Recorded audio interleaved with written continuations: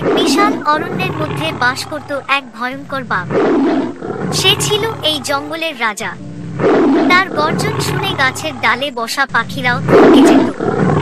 হরিণ, বুনো ছাগল, এমনকি হাতিরাও বাঘের নাম শুনে ভয়ে কেঁপে উঠত। জঙ্গলের ভেতর দিয়ে একটা ছোট রাস্তা গ্রাম থেকে অন্য গ্রামে চলে গিয়েছিল, কিন্তু সেই রাস্তায় পা রাখার সাহস কেউ দেখাত না। গ্রামের লোকেরা বলতো, ওই পথে গেলে বাঘ আমাদের ছিঁড়ে খেয়ে ফেলবে। সেই কারণে মানুষ দিনের পর দিন সেই জায়গা এড়িয়ে যেত।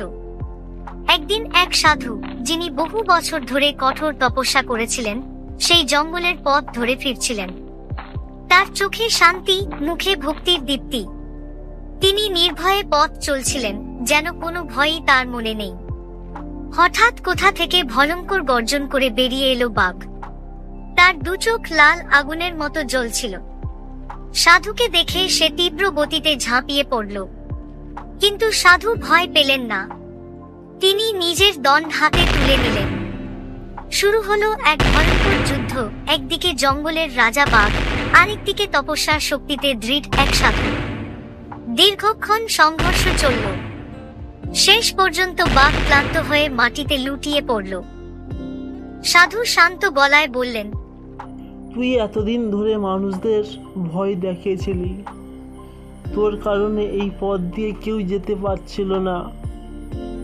আজ থেকে তুই কাউকে আর আঘাত করবি না, কাউকে খাবি না, সবাইকে এই পথ দিয়ে নির্ভয়ে যেতে দিবি। বাঘ তখন মাথা নিচু করে রইল।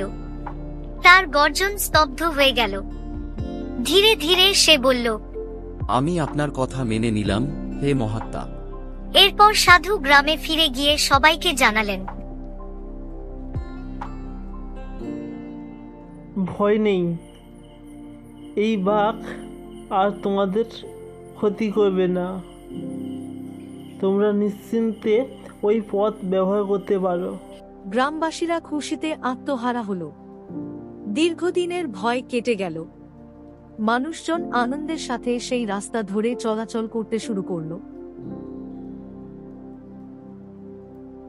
দিন কেটে গেল। জঙ্গলে শৃঙ্খলা ফিরে এলো। মানুষও অভ্যস্ত হয়ে গেল বাঘকে ভয় না পেয়ে চলতে। কিন্তু একদিন দুইজন ধূর্ত ছেলে সেই পথে যাচ্ছিল। তারা দূর থেকে বাঘটিকে দেখে হাসতে লাগলো। একজন বলল, দেখ, এ বাঘ আমাদের কিছুই করছে না। অন্যজন বলল, চলো তবে একটু মজা করা যাক।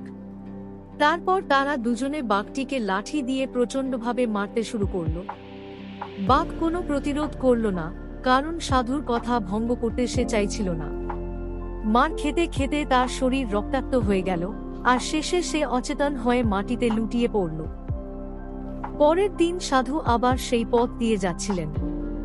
দূর থেকে তিনি দেখলেন বাঘ মাটিতে পড়ে কাতরাচ্ছে। দৌড়ে এসে জিজ্ঞেস করলেন, হে বাঘ, তোর এই অবস্থা কেমন হলো? কেন এমন হলো তোর? বাঘ কষ্টভরা কণ্ঠে সব ঘটনা খুলে বলল, আমি তোমার কথা রেখেছিলাম, কাউকে আঘাত করিনি, কিন্তু তারা সুযোগ বুঝে আমাকে মারল। সাধু সব শুনে গভীরভাবে চিন্তায় পড়লেন। তার মনে হলো, আমার কারণেই এই বাঘের এই কষ্ট পাচ্ছে। আমি ভুল করেছি। সব মানুষ সৎ নয়।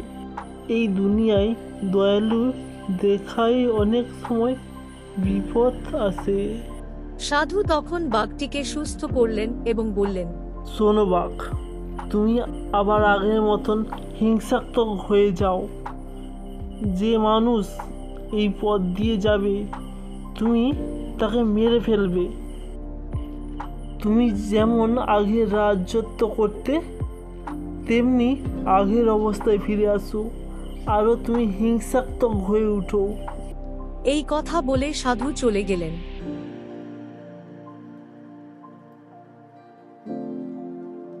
এরপর থেকে সেই পথ কেউ আর ব্যবহার করার সাহস করল না। যেই চেষ্টা করেছে, বাঘ তাকে ধরে ফেলেছে। মানুষ আবার সেই জঙ্গলকে ভয় করতে শুরু করল, আর বাঘও শান্তিতে তার রাজত্বে ফিরে গেল।